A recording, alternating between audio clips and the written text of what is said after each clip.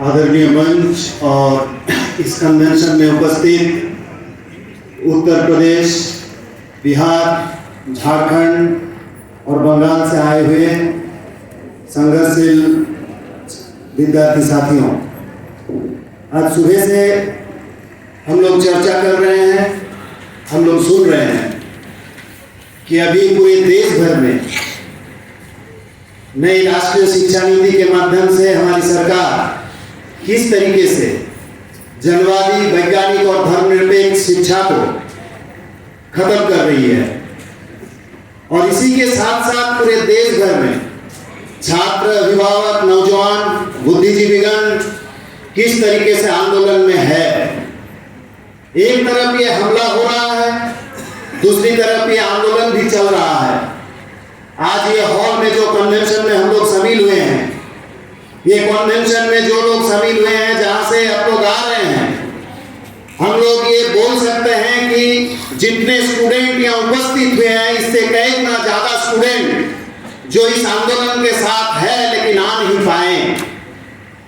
इसका मतलब कि हम लोग जब विद्यार्थी के पास जा रहे हैं, विद्यार्थियों के पास जा रहे हैं, स्कूल, कॉलेज, यूनिवर्सिटी में जा रहे हैं, ये एनईपी के माध्यम से किस तरीके से हमला किया जा रहा है ये समझाने की कोशिश जब कर रहे हैं, स्टूडेंट्स हमारे साथ खड़ा हो रहे हैं।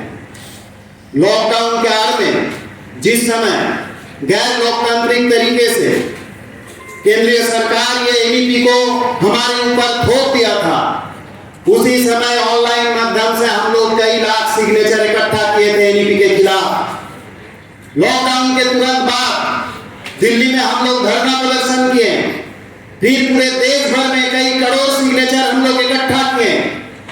अभी पूरे देश भर में वॉलेंटियर एनरोलमेंट और इस आंदोलन को आगे ले जाने के लिए कमेटी की तैयारी चल रही है।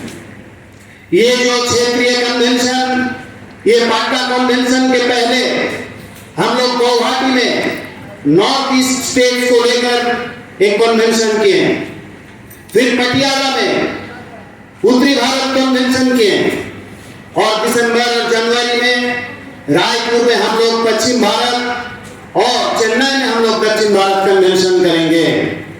ये जो कार्यक्रम हम लोग कर रहे हैं, ये सिंपल कोई कार्यक्रम है नहीं।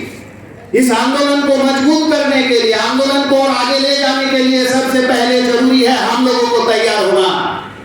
देश में ढेर सारे संगठन है, वो लोग भी नारा देते हैं, वो लोग भी लड़ते हैं, लेकिन एआईडीएसओ एकमात्र संगठन है जो हमारे देश में नया इंसान तैयार करने की संघर्ष में है, जो नया इंसान तैयार करने की लड़ाई में है। ये एनईपी के खिलाफ लड़ना ये सिंपल कोई एजेंडा नहीं है।